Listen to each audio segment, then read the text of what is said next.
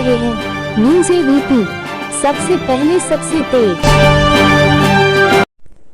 प्राचीन काल में जब मानव असभ्यता से सभ्यता की डगर की ओर बढ़ा तो उसने शिकार के अलावा सभ्य होने के लिए कुछ विशेष प्रयास करना प्रारंभ किए, जिसके अंतर्गत उसको विभिन्न प्रकार के भाषा संप्रेषण कौशलों के साथ साथ उसे अन्य कौशलों को सीखने के लिए कुछ विशेष स्थानों की आवश्यकता पड़ी और गुरुकुल की नींव पड़ी। गुरुकुल के माध्यम से जो सभ्यता का विकास हुआ, उसके माध्यम से विभिन्न प्रकार के कौशलों का विकास हुआ, युद्ध कौशल का भी विकास हुआ, समाज में जीने की कला का भी विकास हुआ। लेकिन कालांतर में इसी ज्ञान को जो है अपने शिष्यों में संप्रेषित करने के लिए जब जो है बात आगे बढ़ी, आज के दौर में गुरु यानी समर्थ, बलशाली, चालाक तथा येन केन प्रकारेण अपनी स्वार्थ सिद्धि में सक्षम व्यक्ति, इस प्रकार गुरु अब गुरु नहीं रह गए बल्कि शिक्षक बन गए।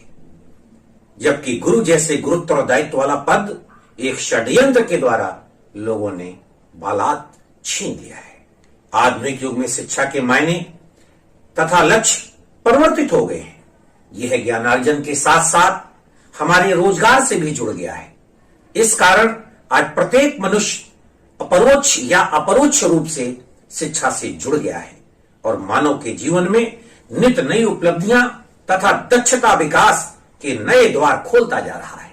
लोकतंत्र की छत्रछाया में विकास पथ पर अग्रसर मानव जाति के लिए शिक्षा का महत्व और भी आधुनिक युग में प्रासंगिक हो गया है। आज एक बहस शिक्षा तथा साक्षरता के मध्य भी चल रही है। हमारा लक्ष्य शिक्षित करने का था, किंतु आज ऐसा लग रहा है कि हम सभी केवल और केवल साक्षर बनाने की दौड़ में संलग्न हैं। अर्थात जिसे अक्षर ज्ञान हो गया वह शिक्षित की श्रेणी में आ गया तथा सरकारी आंकड़ों में शिक्षा की सर्वव्यापकता नजर आने लगती है। सर्वाधिक ध्यान देने योग्य तथ्य यहां पर यह है कि हम यह समझें कि अशिक्षित, शिक्षित तथा सभ्य में क्या अंतर है।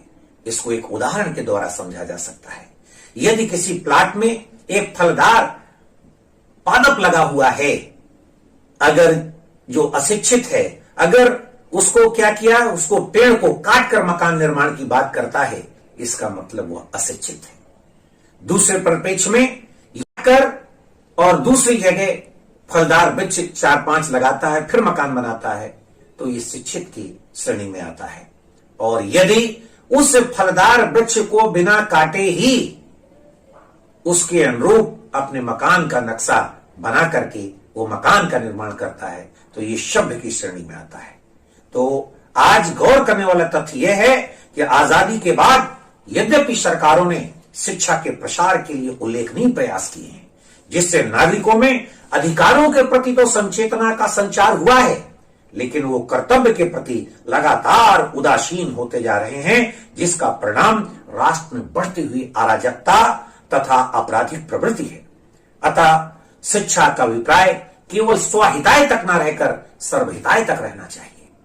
ऐसे ही जो है सोच के जो व्यक्ति होते हैं, उनमें से एक व्यक्तित्व तो हैं जनपद बांदा के रामकृष्ण अवस्थी जी, जो पेशे से शिक्षा मित्र हैं, लेकिन वो क्षेत्र में ऑक्सीजन बाबा के नाम से जाने जाते हैं।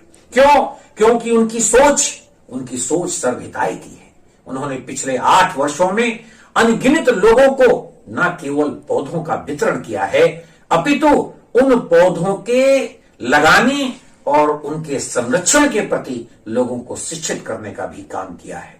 निश्चित ही ऑक्सीजन बाबा गुरु के उस गुरुत्तर दायित्व को निर्वहन कर रहे हैं, जिसमें आज के कालखंड में जहां व्यक्ति केवल स्वहिताय पर केंद्रित है, वहीं मेरे गुरु ऑक्सीजन बाबा जो है एक इस तरीके का काम कर रहे हैं जिससे जीवनदायिनी ऑक्सीजन की कमी हमारे क्षेत्र में ना हो। ऐसे ऑक्सीजन बाबा को मैं शत शत नमन करता हूं, शत शत नमन करता हूं।